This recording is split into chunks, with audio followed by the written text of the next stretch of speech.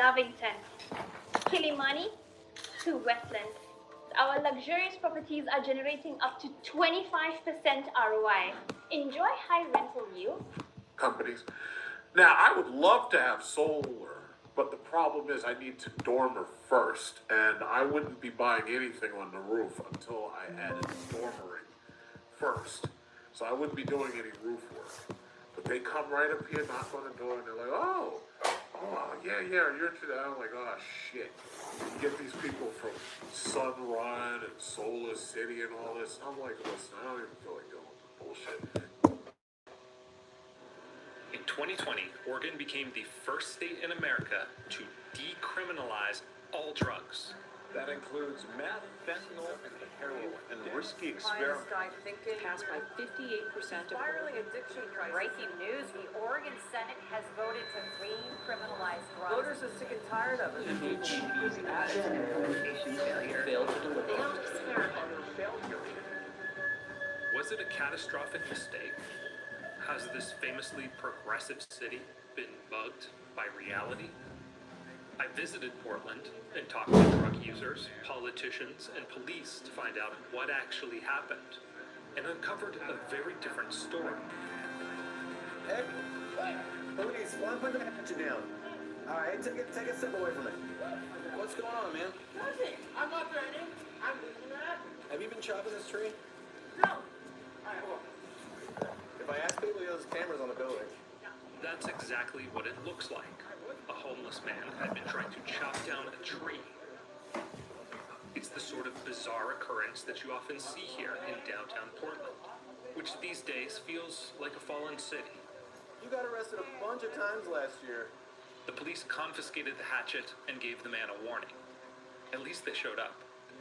According to Eli Arnold, a cop and Army vet, the overwhelmed Portland PD had received a dozen or so 911 calls on this Monday afternoon that went unanswered. This, constant shortage is making it very tough. And it's kind of why we ended up taking on this role, is we just knew only people had the work.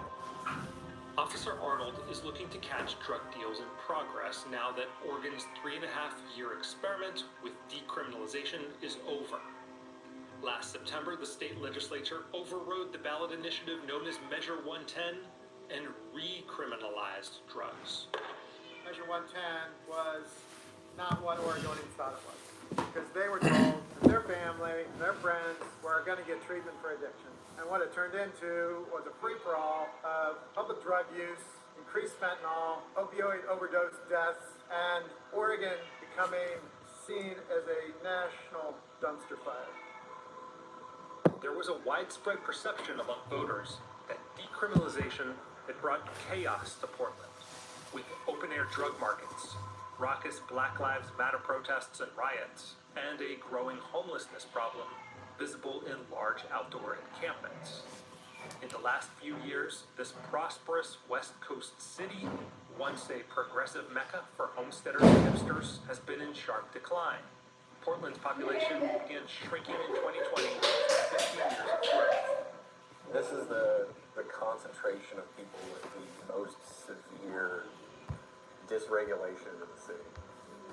Unsheltered homelessness, schizophrenia, it's unmedicated, very severe addictions, because this is where it's historically been easiest to acquire drugs, on the street and use. Traditionally, you buy crack right here. Arnold says the law didn't work as intended. It was still illegal to deal drugs, but practically speaking, became impossible to tell the difference between the dealers and the users. You might find 60, 70 people on a block hanging out using, and unless you caught the entire transaction, just by luck, you could see the drug dealer holding the drugs, you could see the user, and you had nothing. Possessing a small amount became a civil violation, so cops could issue $100 citations. Recipients could get their tickets dismissed by calling a treatment hotline. But there was no enforcement. Most cops didn't bother issuing citations because it seemed pointless. You're not sure you have legal authority to do anything if the person just runs away from you when you try to do it. When they can crumple it up and there's no penalty, bottom line is law enforcement needs tools to stop behavior that harms the community. And the goal needs to be to connect people with treatment, not incarceration. If there's a Portland progressive mugged by how his policy ideas played out, it's Mike Schmidt. The former Portland DA championed decriminalization when he was in office.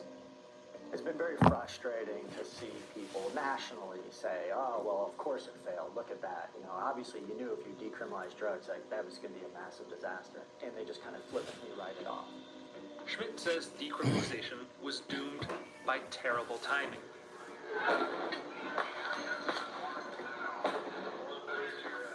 I won in the primary election, which was May 19th of 2020. 6 days later, George Floyd was murdered. A couple days after that, the streets in Minneapolis and then Portland and then across the country, across the world, exploded. By the summer of 2020, the peaceful demonstrations had turned violent. Protesters were smashing windows, setting trash cans on fire, and shining lights into people's homes in the middle of the night to wake them up, literally and figuratively, to the revolution that was supposedly underway. First couple days were chaotic.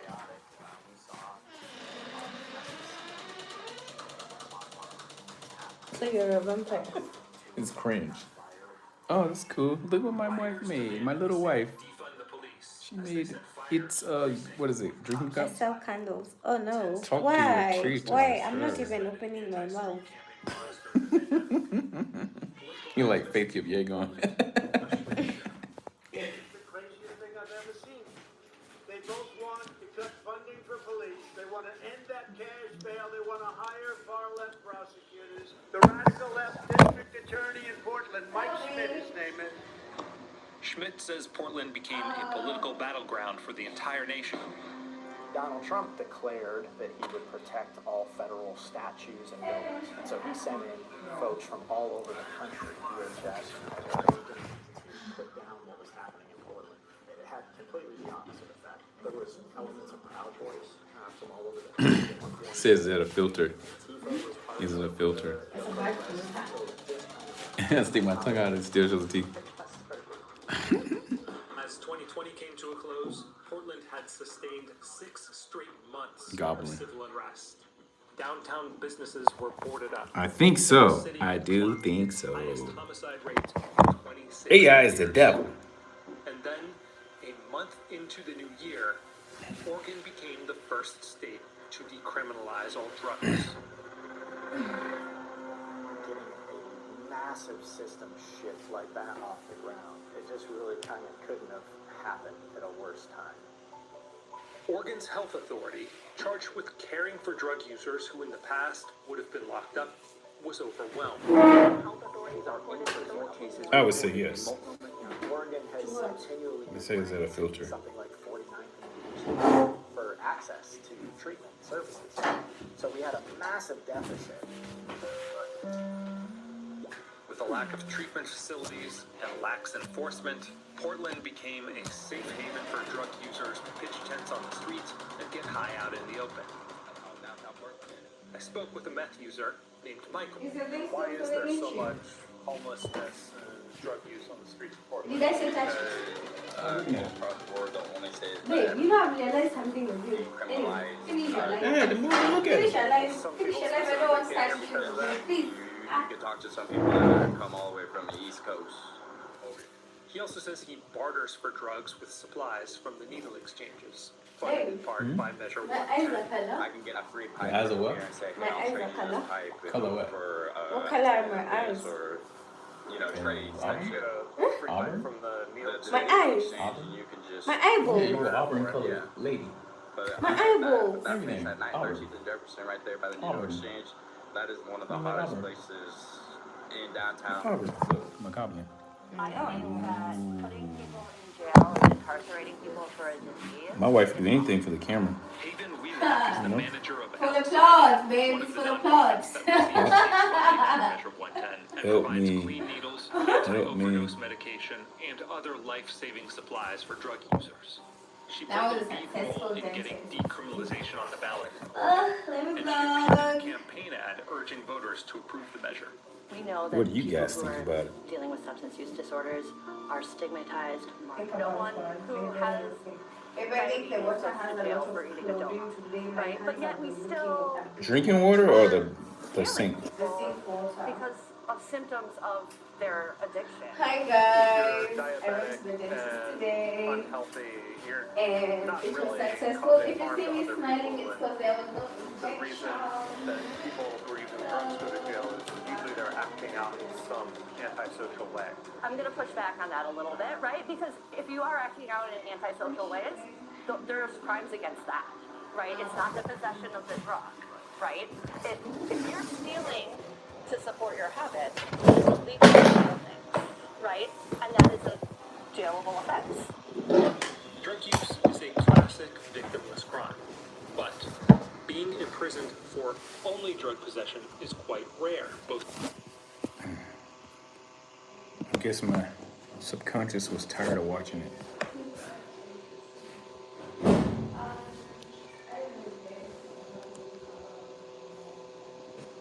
Jackson Dart.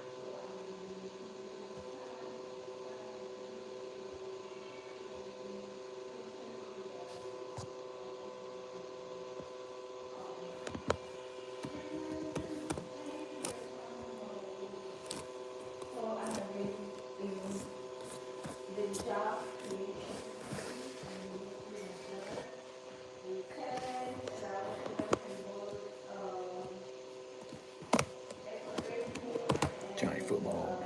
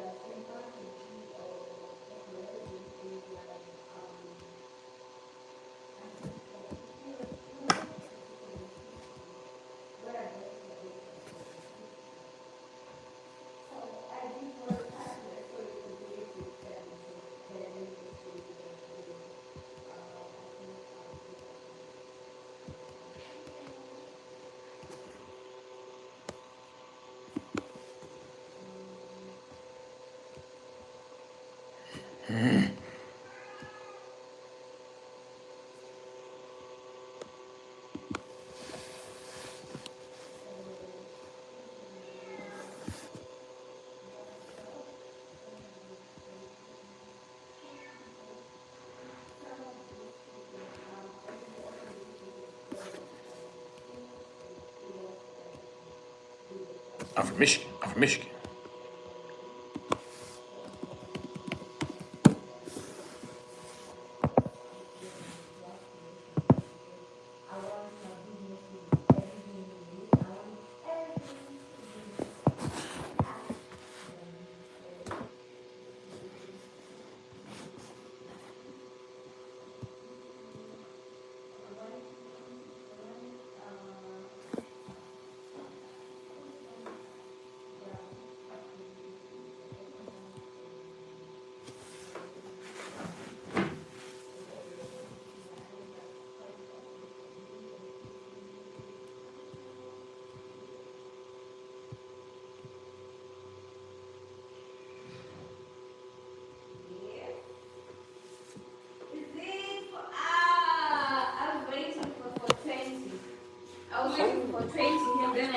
It's the dumbest joke of our lifetime. It is worse than 28 I know what you're by gonna say, 100 don't miles.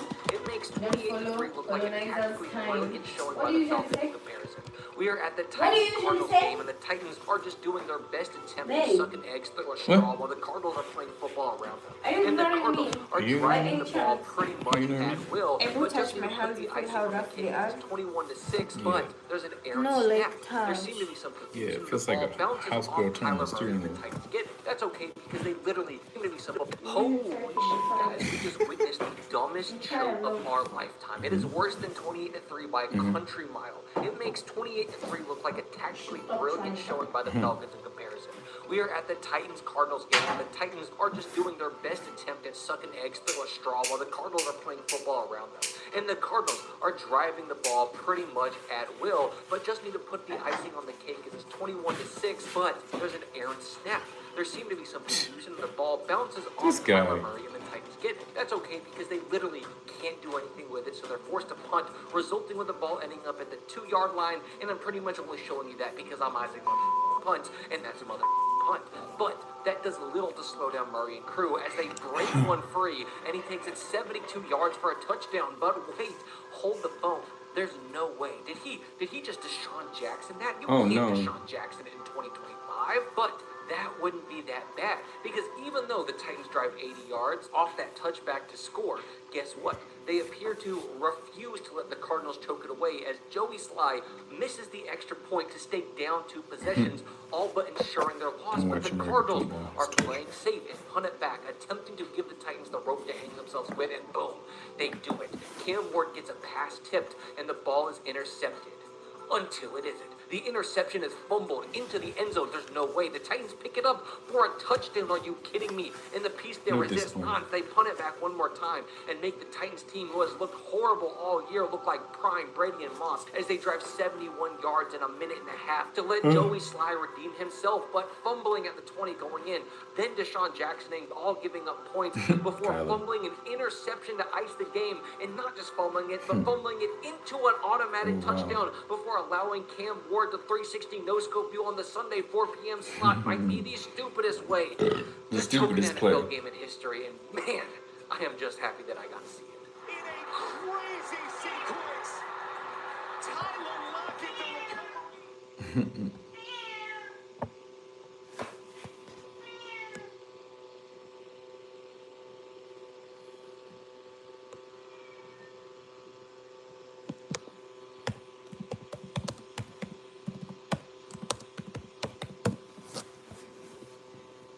Happened to Peyton Manning too. He was in the end zone in the Super Bowl first play, and he got the ball hit him. He wasn't ready for it, and they tackled him there, and they got and the Seahawks got a safety. Yeah, epitome of average. He was average and short. That's hard to do. Set box silly.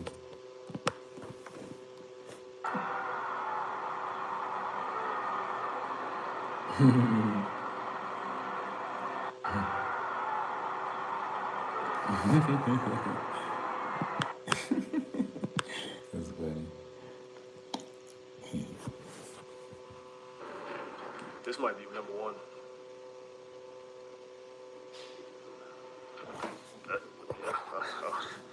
I don't know. That was bad. That was bad. Bad. All around. It was bad. This might be number one. Bye, midget.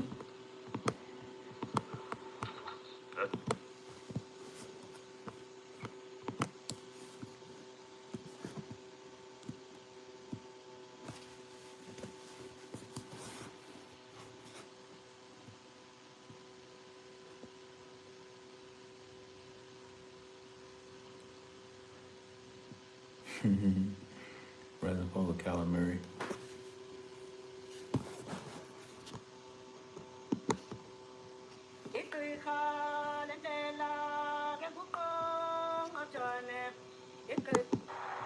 But you can feel the urgency from Kyler Murray as they try to get their season jump-started here in Week 5.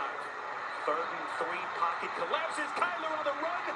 Kyler in for the Arizona touchdown.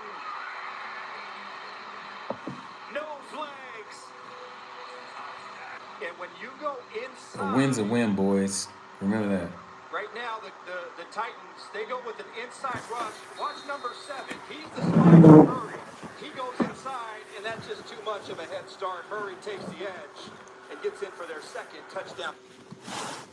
Let's see what's with football these days. Questions, chica. What questions? What's that? Oh, look what my little wife has made. Felix. That's Why is not a how you hump? Why is a feel. hump? You feel it. It's a hump in there. I don't know why the hump is in there, babe. Don't focus on the hump. Look what my cute little wife made. Babe, Look. I'm not showing your audience, I'm showing you. I don't care about them. Why are you rusty raw? What's this? This is dirt. Babe, What is that? focus. Rusty raw. Look at these. Focus. Rusty raw. What do you think? Could be that shit. Are you gonna paint it? What color would it be? And what color? I don't think I'm gonna paint this first edition. This first edition is gonna be natural. I think I'm gonna give our neighbors candles for Christmas. Really? Yeah. Candles for business, babe. You know, I don't want your people to listen to my ideas. So It's Monday. Oh, speaking Arabic.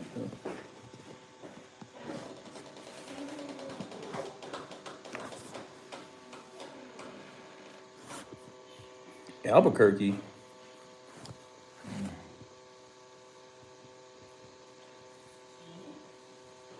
Arizona Cardinals are an embarrassment.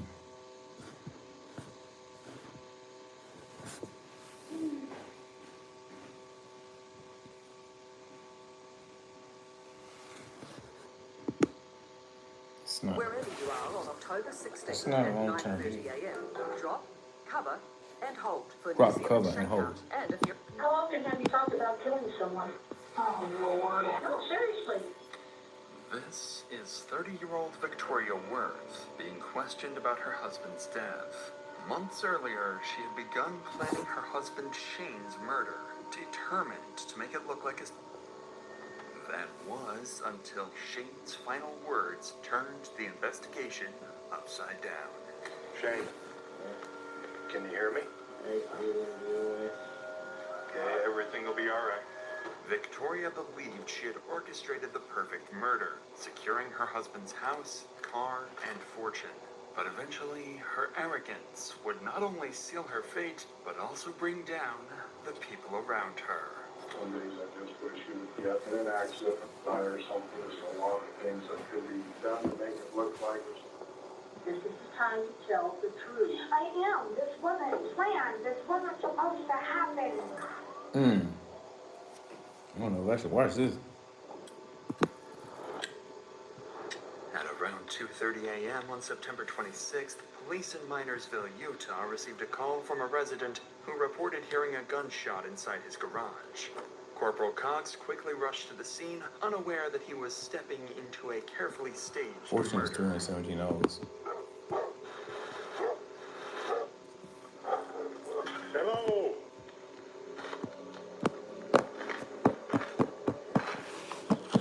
Beaver 6, go ahead and send medical in. We're in the garage. All right, man, I got some help coming for you. Got one maybe thrown through braid, through the chest, so we're gonna have to expedite some things here. One through in the chest.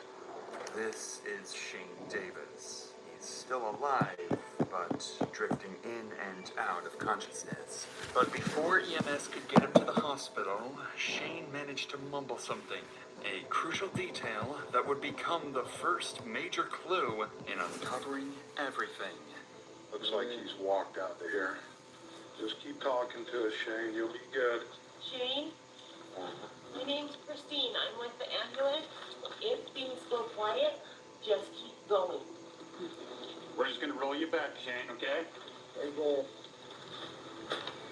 He said he did not do it to himself. With Shane insisting he didn't shoot himself, detectives began to consider that this was not a self-inflicted act, but attempted murder. The officer counted 6 people in the house. While they were still seen as witnesses, their strange behavior and absence of a gun would soon raise suspicion. There's about 6 people in the house. You guys know Shane to own a pistol? He does own a pistol. Okay. Just in my room with him. I'm married to him. I don't see one out here anywhere, so I'm wondering where it's at. Nobody's seen a gun or anything like that, and he's got a gunshot wound to his chest. As Shane fights for his life on the way to the hospital, detectives turn their attention to his wife, Victoria Worth. What officers don't realize is that Victoria's mind is fixed on a dark thought. If Shane dies, she would inherit his house, car, and fortune. With this twisted fantasy in mind, Victoria would go on to unwittingly reveal just how much she despised Shane. See you later. That's all I can say. Was Shane arguing with anybody Might as tonight? well, man. Just a little bit with me over a stupid comment. Yeah. He's been drinking nonstop. He was driving and I told him to come home. He needed to stop it. That is a fight that has come out quite a bit between the two of us, is drunk driving because of his ticket last time, which scares me. I have a 2-year-old daughter in the home, and the only comment I had made that if he entered the home that I would protect at any cost necessary for my daughter's sake. Sure. Victoria claims that she and Shane got into a heated argument earlier that day. She also brings up his bad habit of drinking and driving, almost as if to shift blame, although no one has accused her of anything yet. But with 5 other friends still in the house, 5 more potential suspects enter the picture. But this is when Victoria starts throwing out even more bizarre theories, further deepening the officer's suspicion that this wasn't a self-inflicted death at all. Guys, any reason for anybody to cause Shane any harm? Anybody that may be involved with this that we might want to look at? I don't know. He's got his fair share of enemies. Some people have issues with him because of him getting physical with me a while back in the past. He had left. He was drunk. I told him bring his ass home. Because last time he went out drunk driving, he ended up in jail. So, guys, did anybody see Shane with a gun? Did he make any comments about harming himself? I don't know. He's been drinking, and when he gets drunk, he gets kind of dumb. When he gets to drinking, he doesn't always make the smartest decisions. He has been going through a lot lately. Did anybody see Shane with the gun, Brandon? You discovered him? I discovered him originally. Notice how Victoria stays glued to her phone while answering the police, almost as if she's reading from a script. With each claim, she further damages Shane's reputation, portraying him as an abusive husband with many enemies. Corporal Cox is struck by the housemaid's matching lack of reaction, completely unfazed by their friend being shot in the chest. But as the officers start analyzing the crime What do you mean that's they smelling uncover a good? clue that turns the residents from I'm witnesses smiling right now. No, I'm not trying to hide. Ah! All the way around the corner. Stop bullying me. Babe. Here. He's come out to this point. Or try down here to this point. What do you think? Don't see anything past here, okay? This is not the final product. I talked to his wife. It's not the final product. Says it's just him As and I have her. learned that cement needs to sit. Remember our first, like the first time I tried with cement, it like went very bad. But now this time, I allowed it to sit and see. or had tried to Have escape, durable casting jars. serious If I doubt give on you like Victoria's the version of cements that I events. made, the Detectives pressed jars on, I made before this, unaware they that look everyone way but them better. knew who had shot Shane Just and buy why the gun colors and was paint still them with a missing. brush. That will have to help me. I don't know how well you guys I'm know so him, tired. but he scares Anyway, the hell out of me. Since I do yeah. have a 2-year-old in my home, I will do whatever it takes in Yeah. my power to protect my daughter. So at any these ones, cost I need to give them time. They need like to sit so that they can be candle friendly. You understand? Like 4 weeks. So like the candle making should start at the beginning of November or like mid-November, because they need to sit. And once they finish sitting, now we are gonna like sand them. I need to sand them to like to remove these finishings. You see, those cracks, You can leave it right there. they need to be sanded. Caliber. Because you see the cracks are not inside, it's just on the outside. They need to be sanded, they need to be colored, they need to look good, you know. Yeah, that's what I'm saying. Cox examined the rounds in each gun Oh, and I concluded love that this. had been fired. With this revelation, the detectives returned to question the residents. A crucial piece of information pointing directly Welcome to the to chat. the shooter. Do me a favor, guys. Just everybody hang tight right here. I'm going to come back and get a statement from everybody. And Well, I don't know where my other partner is. I have 2 in polyamorous. He's been gone for a while though, long beforehand. So he left earlier today and has been out and about for a while. okay. Yep, just hang tight right here, guys. But just as the officers were about to leave, One of the residents revealed that Victoria's secret lover despised Shane and was seen leaving the house around the time of the shooting. He identified the man as Mike Miller, someone well known to police for his considerable criminal record. Finally, the police have a lead, marking the start of the hunt for their primary suspect. What? The officers were Come here. now on the lookout for Mike, a likely suspect in Shane's death, or at the very least, some...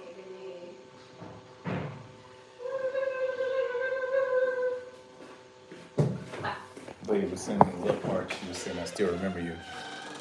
What? This lady, Jade, she said, I still remember you. She was sending me love hearts. Aww. Hi again, remember one.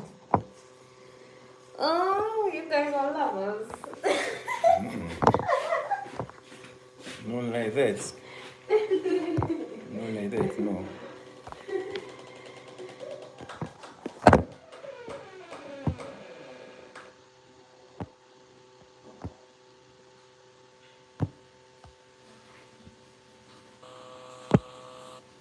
Want to be a moderator? That's easy on my channel.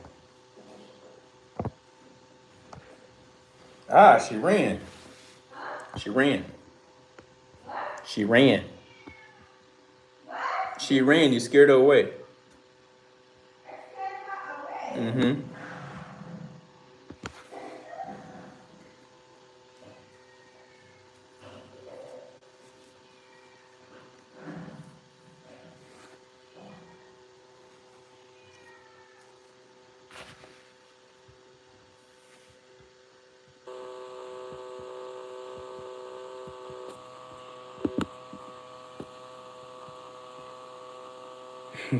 Racist asshole.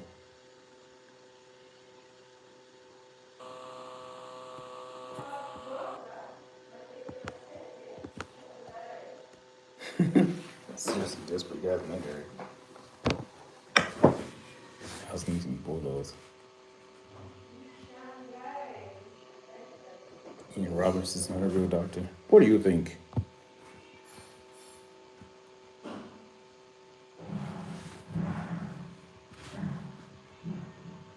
3 minutes until we're not doing a mess from here.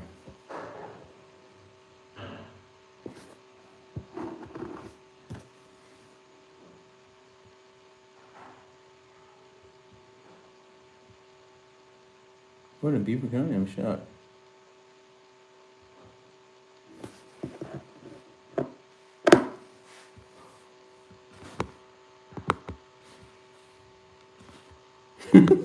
God, was Bob Pearl.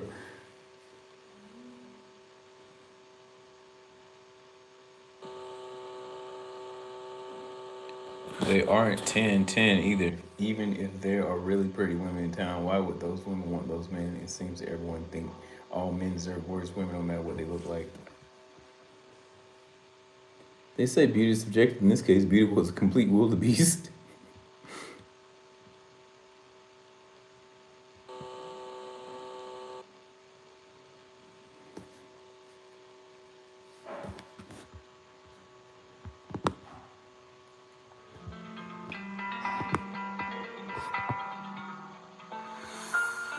In the early morning, when the results from the crime lab came, I don't see how would anyone want to support someone who murdered their wife on Valentine's Day, which is a day that we are supposed to celebrate love.